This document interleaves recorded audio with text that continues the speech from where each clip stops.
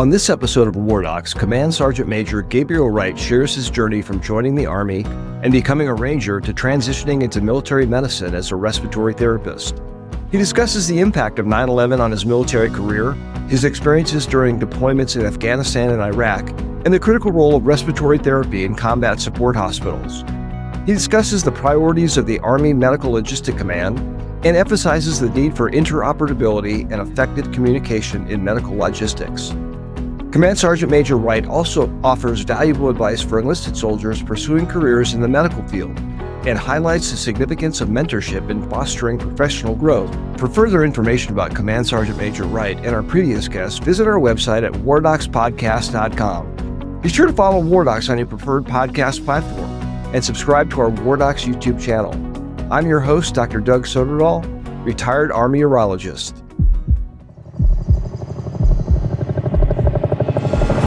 Welcome to WarDocs, the military medicine podcast. This show brings you a first-hand, behind-the-scenes look into the mission, unique opportunities, and deployed experiences of the entire military healthcare team. From state-of-the-art hospitals in the United States to the most austere environments across the globe, WarDocs has you covered. Today we're privileged to welcome the Command Sergeant Major of the Army Medical Logistics Command, Gabriel Wright. Sergeant Major, thanks for joining us today.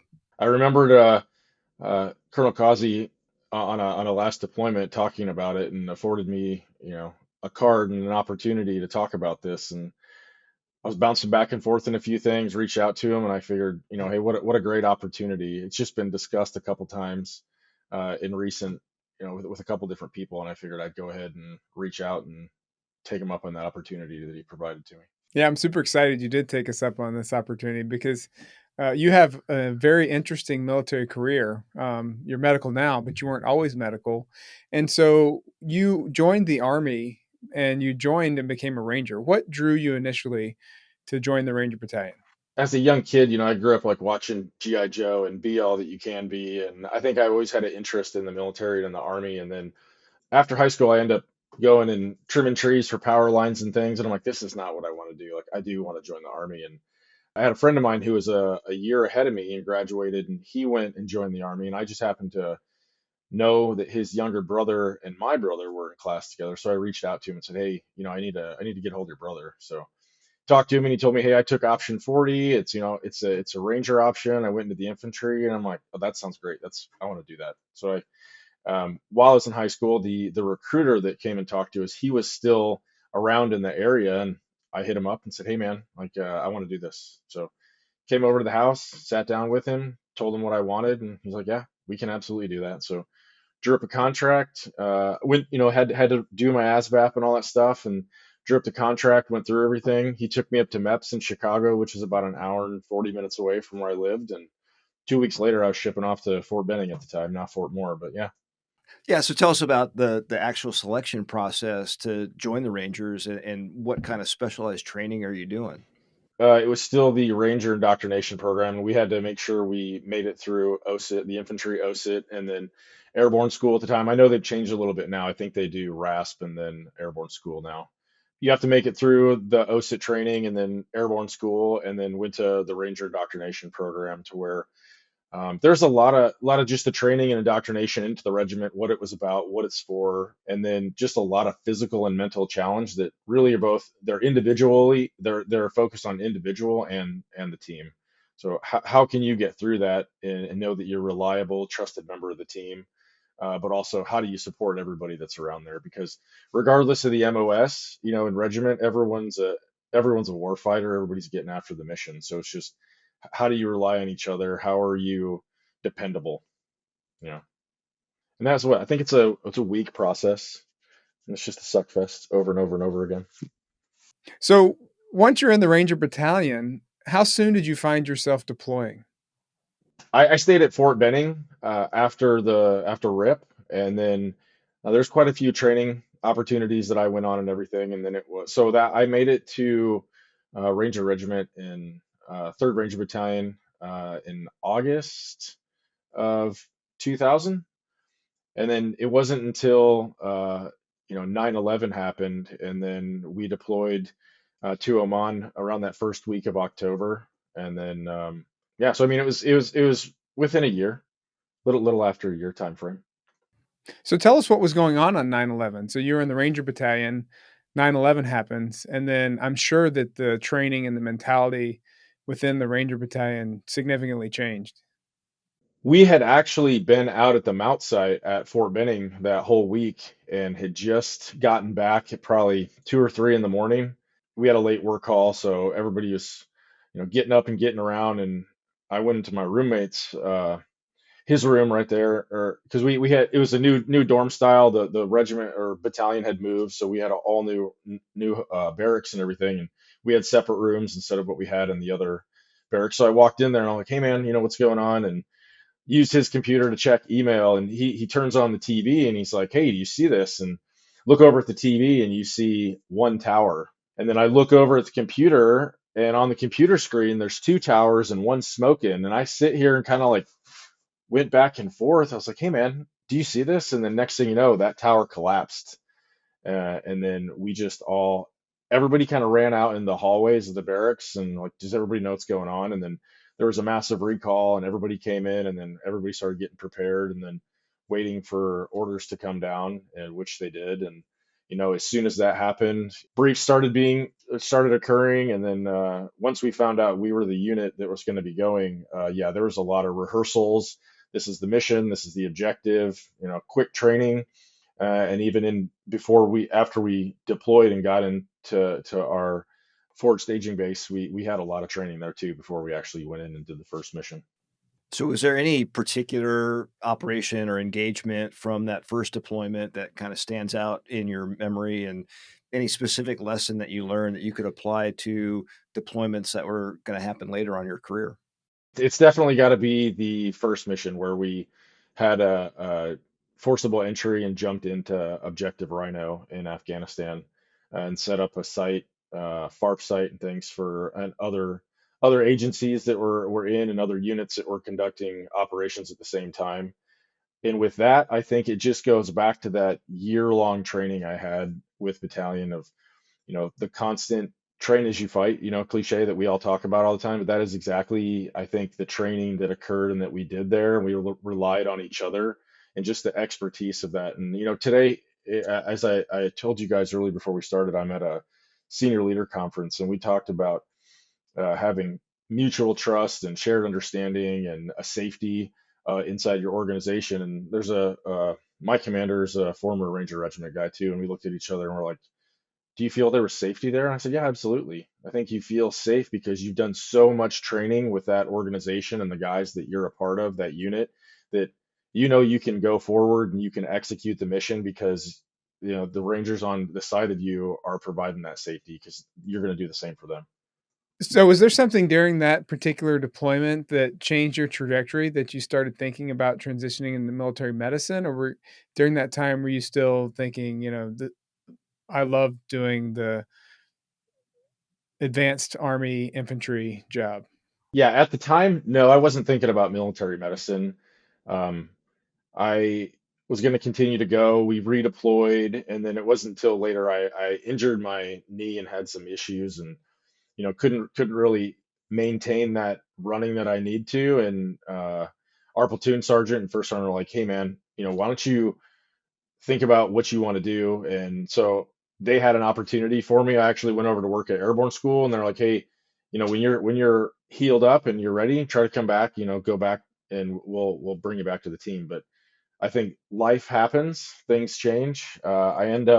I was dating my wife at the time, and then I proposed. We were going to get married, and then probably a few weeks later, that's when she's like, "Hey, are you sitting down?" I'm like, "Yeah, why?" I'm like, "Let me guess, you're pregnant." She's like, "Yeah, I am." So again, life happens. So we made a decision. I was gonna exit the army, and then the job that I wanted to do kind of started to fall apart. And I had the sergeant major at the airborne school was I think the epitome of a sergeant major, like really looking out for his people and knowing them and getting to know them, and knew exactly what his unit was for and the people what they were for, and what they needed. So I kind of came in and asked for a office call because I was kind of like, what do I do? I was already figured I was past that point that I was going to get out, and I didn't know what to do. And he's like, well, let's go talk to the career counselor. took me over there and showed me all these different jobs that were available. And he's like, hey man, the infantry is a great time. You get to do a lot of stuff, but honestly, on the outside, there's not a whole lot for you. There's not a lot that transfers over. So I saw respiratory therapy, and I was like, I got to figure out what this is. And he actually had a cousin that was in respiratory therapy. He's like, what do you think of this? And I'd done Ranger First Responder like 3 or 4 times while I was in battalion, and we had the medic attached to the weapons squad that I was a part of. So I was like, yeah, I can do that. So at that time, I signed a bear for the bonus extension and the reenlistment, and then a couple months later, I was headed to San Antonio to reclass to be a respiratory therapist. What exposure did you had to military medicine while you were in the Ranger Battalion? I can't really think of a lot. I mean, I think of the medics that we were that were a part of our platoon.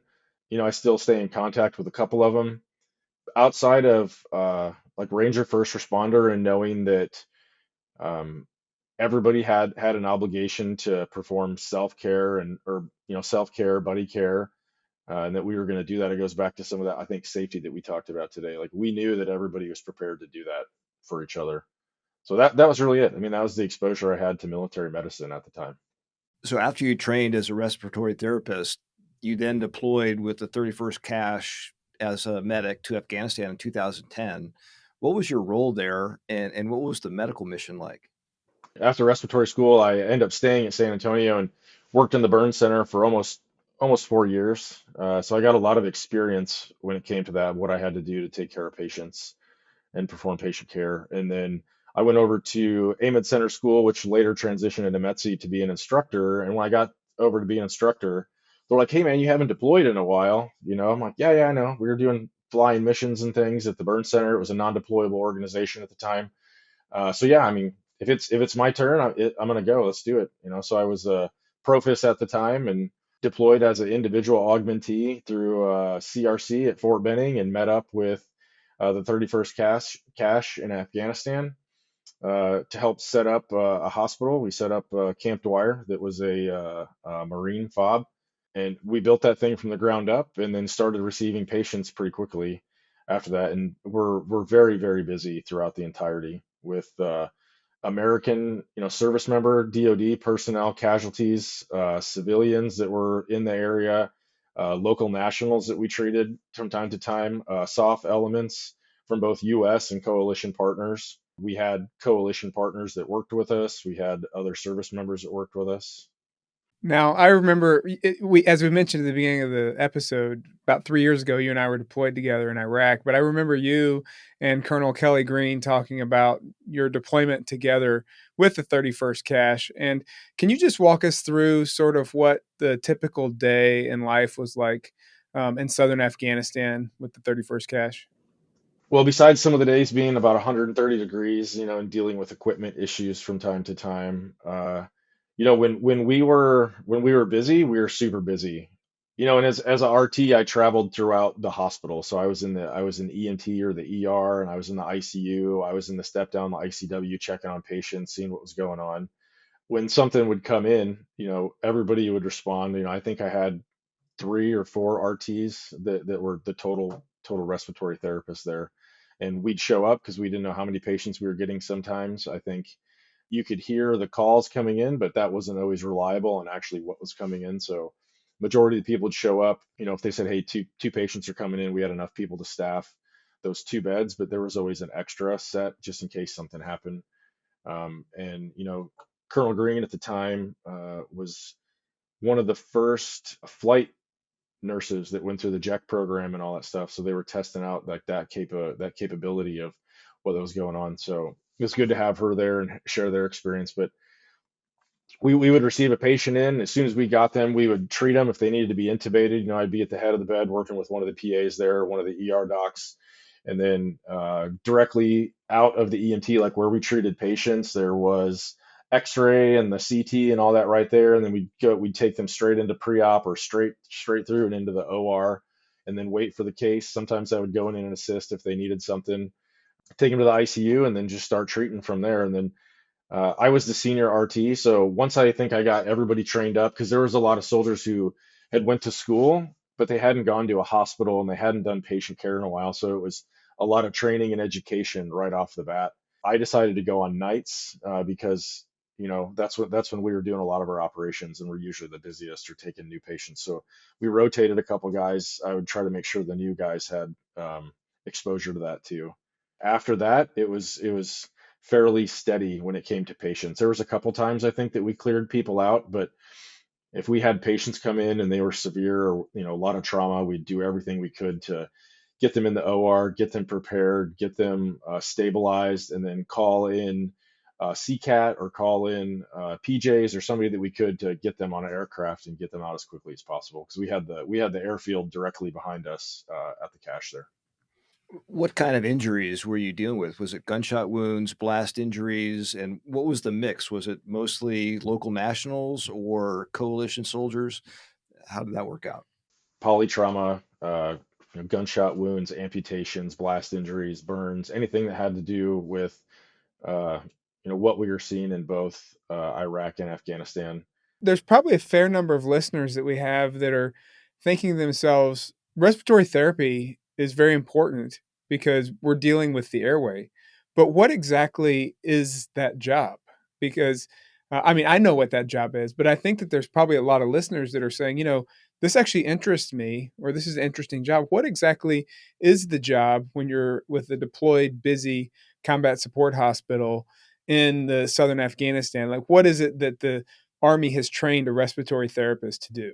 Well, if we're in a fixed facility, we got big machines, we got large ventilators. They're in the room all the time with them. But in that deployed setting, you don't have that. You have a transport ventilator, or at the time it was an Impact 754 that was for all of the DoD. So the Air Force used them, the Army used them, the Navy had them.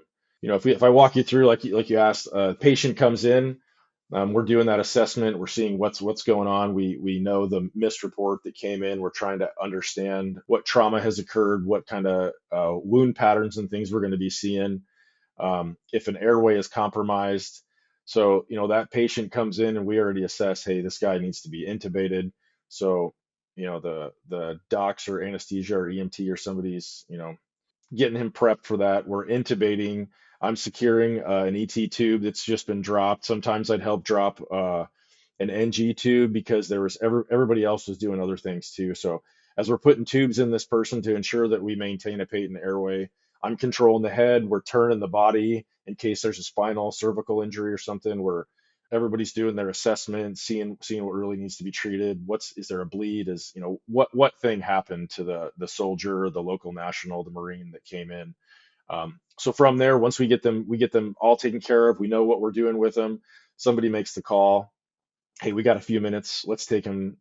X-ray, portable X-ray would come in while we're doing that. So we'd take that too, if needed at the time. If I wasn't using a ventilator, we needed to move them, I'd be bagging them. So I'm sitting here maintaining breaths and counting what I'm doing to make sure I'm not hyperventilating this guy and blowing everything off that he needs or she needs.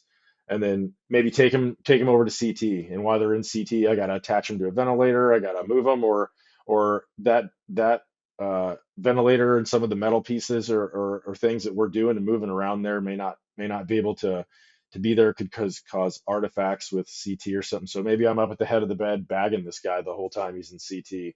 And then once that happens, we're going into the OR, or maybe I'm taking them into the ICU and attaching them to a ventilator. But most of the time, those guys coming in would go to the OR.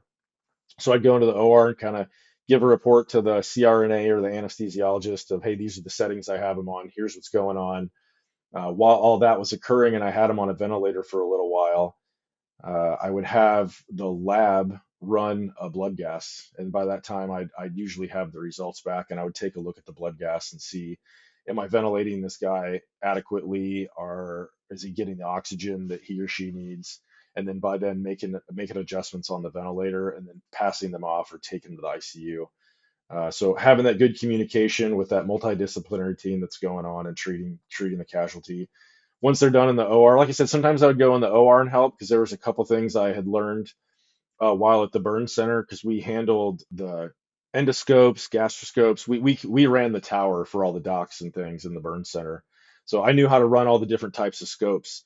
So if they needed an extra pair of hands or they needed something, I would go into the OR and help them scope down the tube or in the esophagus looking for something. Like one time I went in to help him try to find a bullet that was lodged somewhere. We couldn't find it.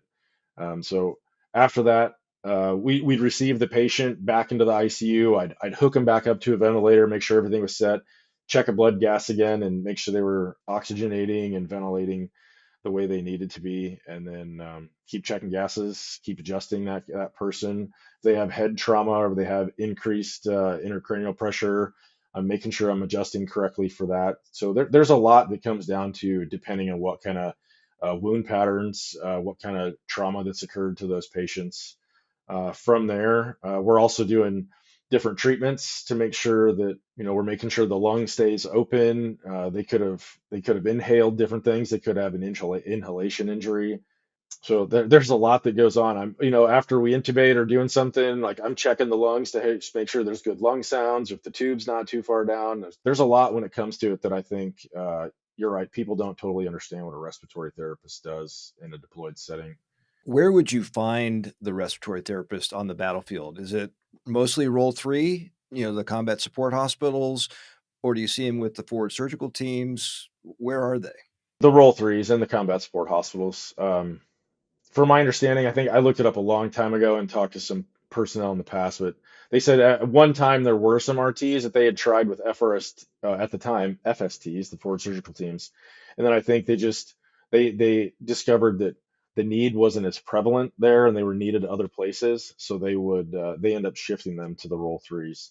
Now, the other personnel that we worked with, uh, like I stated earlier, the CCAT team, which is the critical care air transport team, when we're requesting to move patients and evacuate them. So the Air Force has respiratory therapists that are part of that team too. So they would come in and talk with them a lot. So we had to know, what they were doing. They wanted to know how we were treating patients, taking care of them. So we had a good handoff when it came to the RT. So, Air Force utilizes them a little differently in some of that capacity. They have them on transport teams and things too. And when it comes to, how they're utilized, the Navy has them on their ships. Um, and also in their fixed facilities. Yeah, the way I think about it is, when a surgeon makes an incision, that stresses the patient, that makes doesn't help the situation, even though it does stop bleeding and helps other things, but the actual incision, I think of the same way a little bit of the endotracheal tube, and that, a ventilator causes damage, is stressful to the lungs, and it's the respiratory therapist that's actually there to help make sure on a day-to-day, minute-to-minute basis that the lung is not overly stressed and that it's able to maintain its normal function in the face of an abnormal environment, which is the ventilator putting air in and out of their lungs.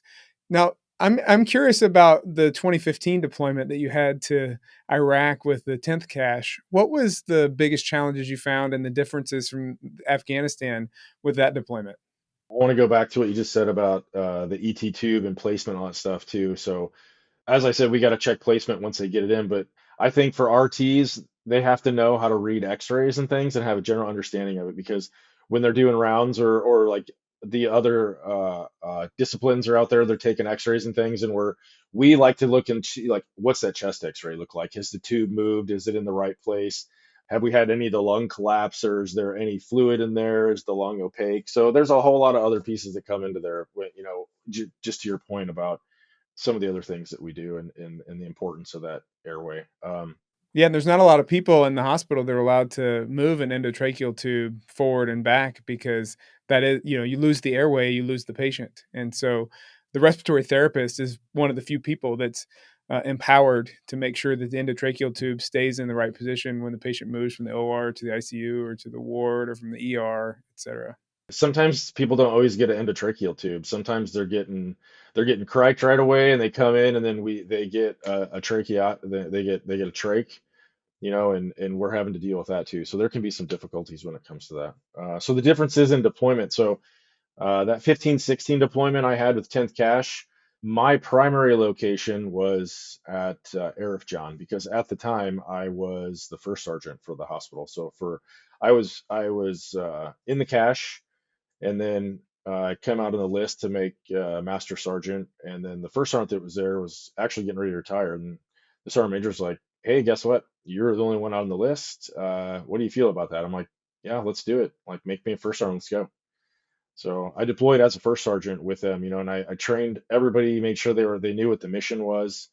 I went into Iraq a few times because we had FSTs at those locations, some of the places out into Iraq that we were still assisting with up there. So I'd go visit them. And actually, at the time, we had to come out of hide with another FST that we had to send down to Egypt because the MFO was getting mortared and all this other stuff that they were doing. And they're like, hey, we don't have the surgical capacity and the capability that we need in the right location. So we actually had to spin up a team of about 10 personnel and gather the equipment. So we had to go through, rifle through everything that was TPE, the theater equipment right there in Kuwait, and come up with what we needed to send another team out to Egypt to help that location. So I think at the time, the patients they were seeing, it wasn't as prevalent as what was done in the past. Like when I worked in the burn center, and we were getting patients all the time from Iraq and Afghanistan with the different polytrauma and things that we were seeing. We weren't really seeing that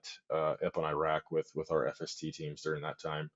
Kuwait itself was a little different. The patient population was those, at Camp Arif John and Camp Beering. We had a TMC that we were in charge of up at Camp Beering, so I would go visit those guys, just doing battlefield circulation, making sure the soldiers had what they needed. Um, we had a few casualties and things that would come into the hospital, but nothing I think that we'd see like in Iraq or Afghanistan at that time. So you've had in your career the opportunity to collaborate between many different military medical teams, Army, Navy, Air Force, even international partners. You mentioned your role at the Army burn team, as well as your last deployment, which you and Wayne were with Task Force Med in the 16th Hospital Center. What are the keys to making those relationships work and really accomplishing the mission when you've got different services, even different countries trying to work together? How do you make that work? We have to understand their culture, what their mission is. And I think really, I think just we know that everyone there is there for the same thing. It's to save the lives of everybody that comes in through your doors. But I think that mutual understanding makes it much easier to work with our sister services and our coalition partners. It's just sometimes like the language barrier or communication, like somebody calling something else, or just different pieces of equipment that maybe they have or we don't have or everybody's getting used to. But I think it also allows us to see how their systems work. When I was at Camp Dwyer, we had a British team that was over at Camp Dwyer with us from Bastion. So we worked with those guys. I had some Navy officers in the ICU that were with us there. In the burn center, I worked with a couple Navy docs from time to time. Air Force would rotate through there, like different docs and people that were in their residency or internship or doing burn fellowships. I trained with the Air Force for the CCAT team because everybody on the burn flight team goes to CCAT because we fly with the CCAT teams, flying burn patients back and forth from whatever location back to San Antonio at the burn center. So just understanding their capability, their role, their responsibility helps a lot. Task Force Med 16 with Colonel Causey. When we first got there, I don't know if they were there when you got there, sir, but there were some Australians that were there for an OR team. So then they were there about halfway through the tour and then they left. We had a naval team, a roll two up at Erbil, and they also had a German surgical team with them that they integrated. And it was really good to see them know what their mission was, and they explained to us like their rotational times and what they do. And then there was also there's like a Canadian dental team that was there that provided dental care for all of Erbil. We were up there when they were practicing like a mass cal exercise, and you got to see everybody that was there that you really didn't know was there as a medical provider. So we had different soft elements show up. Obviously, the Navy was like the point of like mass casualty, you know, bringing all the patients to that mass cal site. You see all the different countries that would bring in their like one or two providers that they had there. So we got to see that up at Erbil. We had Compo 2 and 3 with us. We had a Compo 2 MCAS that was out at Al Assad Air Base. So it was good. We got to have, I think we had, who did we have in the beginning? Wisconsin in the beginning. Then they rotated out with Tennessee. So it's good to see that too. And know that the Compos the different compos, they're doing different things.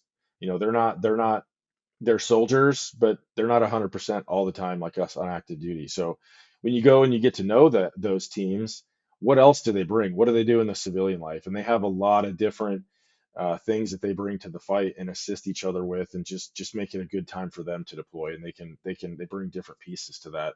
But we were there when they did mass cal exercise for there too, and there was the Spanish that showed up to help, and there were some of the Iraqi partners that were there to show up and help, because we were really trying to build the medical connection between the Iraqi forces and the Americans again, because we got there after COVID. There were still some COVID things going on, but COVID really interrupted the working relationship between the medical forces of Iraq and the American forces there at the time. So I think again, it just goes back down to everybody's there to do one thing, but you just got to understand if they have any limiting factors or anything going on, or just understanding them and their mission. So you now serve as the Command Sergeant Major of the U.S. Army Medical Logistics Command. What are the priorities there, and how are we preparing for multi-domain and large-scale combat operations? So there was a medical reform back in 2019, and when that happened, um, USAMA at the time, it's the United States Medical Material Agency. They fell under MRMC, which was the Medical Research and Materiel Command. They became MRDC, so Medical Research and Development Command, and then the Army Medical Logistics Command stood up. So both of those organizations were 1 stars. USAMA became a subordinate organization, and the theater lead agent for medical materiel in Europe and in Korea also became subordinates to AMLC. So with that, there is the Army Preposition Stock Mission that USAMA owns. So all the different medical sets in different locations around the world that are prepared for war contingency and different missions and things that happen.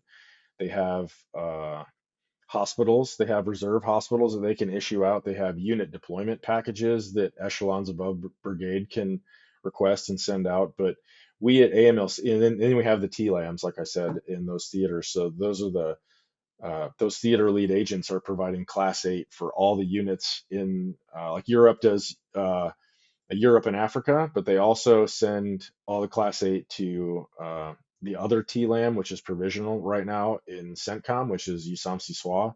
So they send all the Class 8 to them. Korea handles everything on the pen. But then AMLC is we when we stood up, we were also got charged with the mission to be a life cycle management command. So the easiest way to explain that is everybody in the Army has their computers and their electrical stuff. Well, that stuff rotates out all the time, right? And we know for medical, our medical devices get replaced and have to be maintained.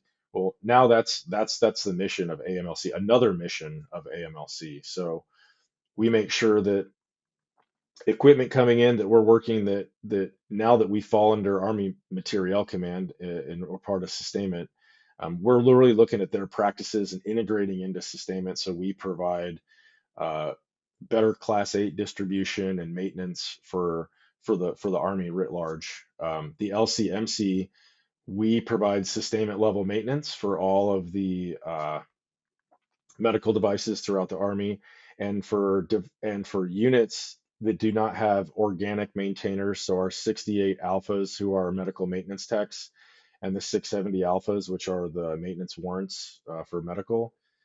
If those units don't have those organically, then we have just set up a site to where they can bring their equipment over and get taken care of. And then we have our integrated logistics support center inside of AMLC, and they are in charge of transitioning medical equipment to sustainment and working with the PM to ensure we're getting the right pieces of equipment in and going through that process. And we also do a lot of coordination and discussion with COCOMs and ASCCs to make sure that if they're having an exercise or they're wanting to utilize pieces of equipment or have us issue different sets for echelon above brigade units. So like if they want to have a field hospital issued or a blood support detachment, or they need an MCAS, things like that, we're coordinating with them and APS sites. We're making sure we have funding. Units are going to draw that. So all of those things that we practice in exercises allow us to make sure that we're we're ready for when a real mission occurs and we know what to do. We can go ahead and issue that out. So I think the priorities right now are making sure that we have equipment and things set so we can help open a theater when needed. Units know what we have in the inventory. We're also doing this thing right now that has been charged by the Army. It's called medlog and campaigning. Some people may have heard of it already, but right now, medlog is ordered through different systems, and we're transitioning just like the Army has with everything else into GCSS Army.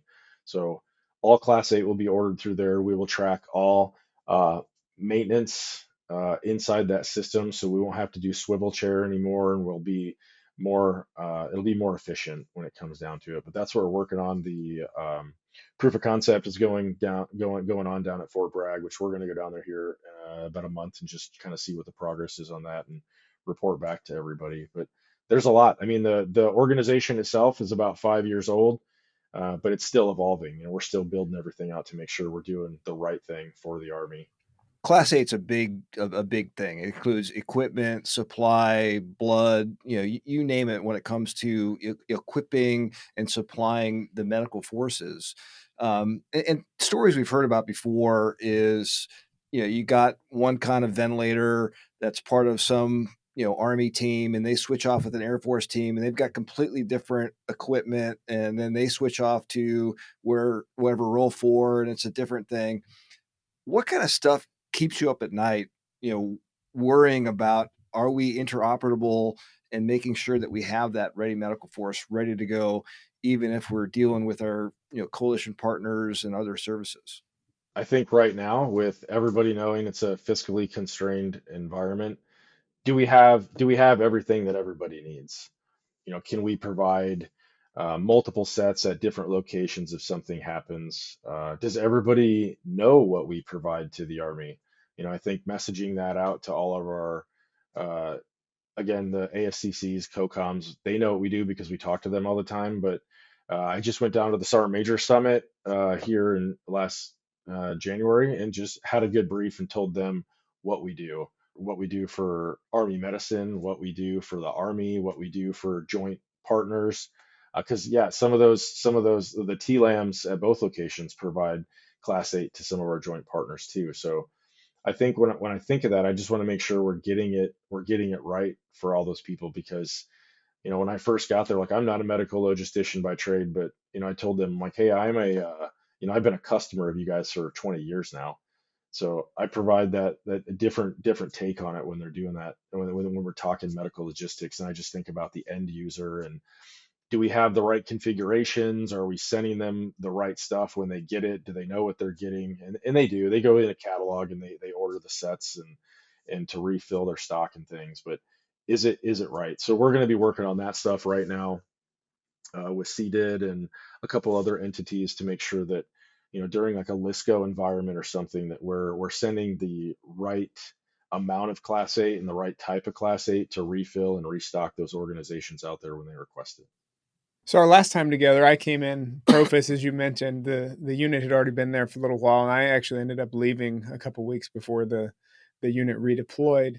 But one of the things I remember in interacting with, particularly the enlisted soldiers of that unit, was how much they respected you, but also how much they enjoyed your advice and mentorship. And so, to our listeners now, what advice for the enlisted soldiers interested in working in the medical field would you give? And particularly if someone was wanting to follow your pathway, what is the key steps you think they should take in their military career? I think we have a vast uh, list of jobs in the enlisted 68 CMF. So I really want to find out, do they know all the jobs? What are they passionate about? Educate them on the process. What comes with that MOS? What opportunities are out there? Make sure they understand all those things. And I think it's important as a leader in the medical arena, we have to know every single one of those jobs. We have to know how they're employed, what they do for the Army, what they do for the organization, how they interact with patients, and the multidisciplinary team to bring that care that we do in the deployed setting and back home here. So I'd really want to make sure. Actually, I've done that a couple times. I've had some other people reach out to me and they're like, "Hey, this guy's looking to reclass into something." So, giving me phone numbers, contact, and I'll talk to the soldier. Like, what do you want to do? What's available? Even some soldiers inside the medical arena themselves change MOSs in there because like, hey, I like this, but that's not what I do. They see somebody else and they really want to get after that and do that. So I think it's a great opportunity. I tell them that no matter what happens, if you decide to leave the army or you leave the military or you do something else, you always have something, a skill set that you can use later on. And I think that's what's helped me. Like I've maintained my respiratory credentials since I've earned them, and I don't utilize them anymore. I keep up with them, but I tell them that I'm like, you guys will always have something to fall back on. You can you always have that skill set and capitalize on it, use it as much as you can, educate and train other people. I think for that portion of the question. Okay, second part. um If what someone wants to was be, if someone wants to promote well within Army medicine, what advice would you give them? do your job well. We have so many different things that we can be assigned to. We can be in a fixed facility, we can be like a large MTF, we can be in a clinic, we can be in um, all these different type of medical units. You can be in, we have medics in every type of organization out there. We got roll twos that have different MOSs and things in there. We have instructors, we have special duties, but I think just don't get fixated on, oh, I want to go be this and I want to go to the next job and I want to go with the nice shiny thing. Like, do your job really well, take care of the people around you because they depend on you. If you don't know, tell people you don't know. You're going to learn. Like, I don't know everything. And we talk about that. Like, all these different MOSs and jobs that are out there. Like, I know what they do, but I don't do their job. So I want to make sure that they know, like, I appreciate them. Um, and then just if you focus on doing your job really well, we're going to see that as leaders, and see the potential that people have, or yeah, for me, when I get somebody in and I kind of look and I try to manage talent when I got people coming in and looking at their job. If it's a one-off, well, we have that conversation. But if there's multiple locations that we can put them in vacancies that we have, I look at them like, hey, you haven't done this. Like, are you interested in this? And if they're not, why am I going to? Sometimes I'll put somebody, depending, like, hey, I think you should really do this. This is going to set you apart from your peers. This is going to, provide you an opportunity that you haven't had right now. There's schooling involved with it. So I think for me that some of the things why I've been successful is people have offered opportunities to me and I've capitalized on them, and I try to take that and tell those soldiers that, like, this is an opportunity, even to the thing we're doing right now and getting ready to train soldiers and have them attend a training event to go represent AMC and CCOM at like a best warrior competition. Like, do those things, do the hard things that people don't want to do either.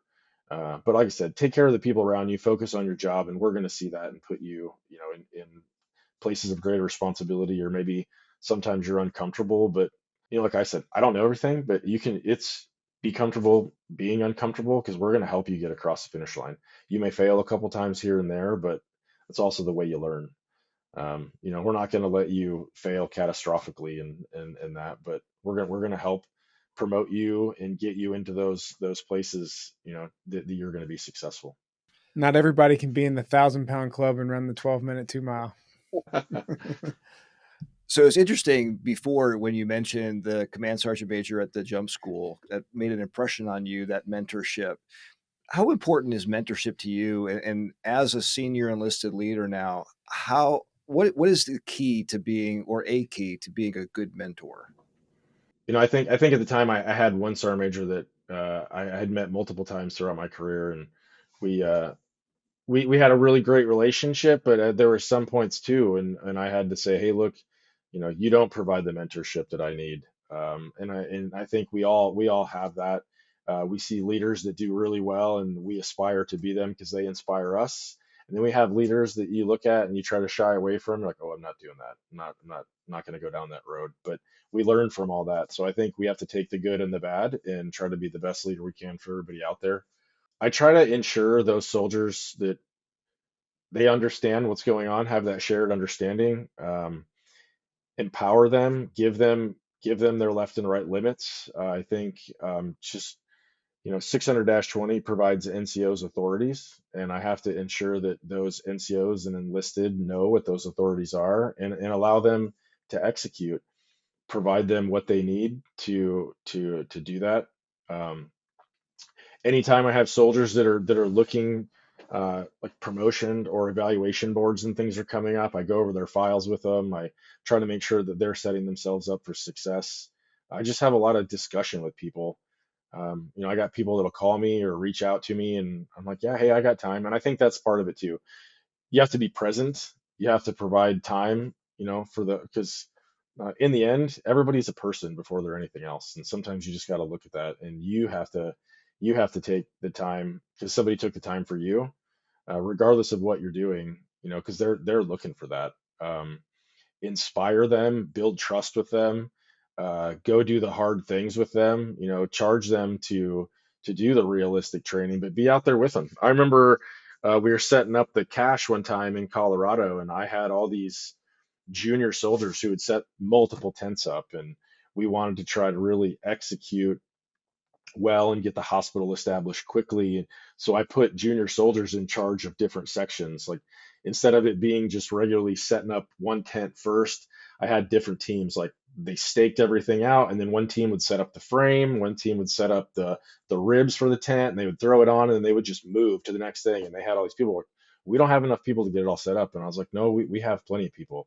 I already like recruited all the staff officers, so there was lieutenant colonels, and Sergeant Major was out there helping at the time. I was the first sergeant. And so I empowered them to do it. We got that thing established, and they felt good about it. And everybody's like, hey, we're going to take direction from the tower. I had a little E3 25 series setting up hospitals, and I think that's the other part. Mentoring them is different organizations like the roll threes I've been a part of. We have different MOSs in there, other enablers. So 25 series, 91 series, and I think the other part for mentoring them is ensuring that they know what the mission is, what we do, how they contribute that, give them some pride and instill that about the unit and themselves.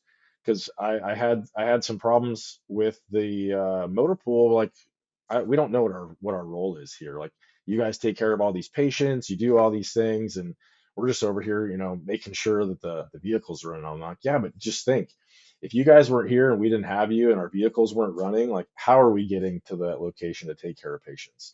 So I had to make sure they really understood everything, and that they're a key in ensuring that we are able to do the job we needed to do.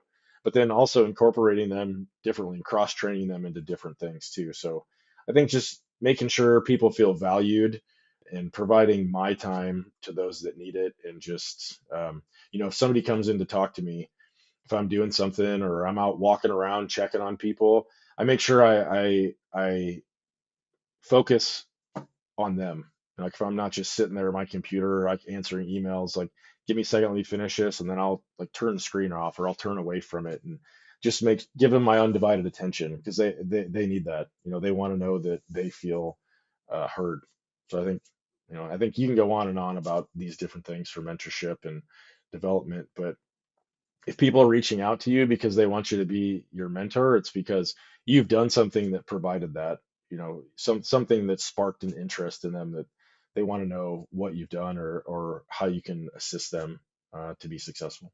Based on your story, I would guess that if we went back and talked to the Gabriel Wright that was trimming trees over power lines when he was 18 years old after high school, that he would not think that he would be the command sergeant major of the Army Logistics Command, Medical Logistics Command.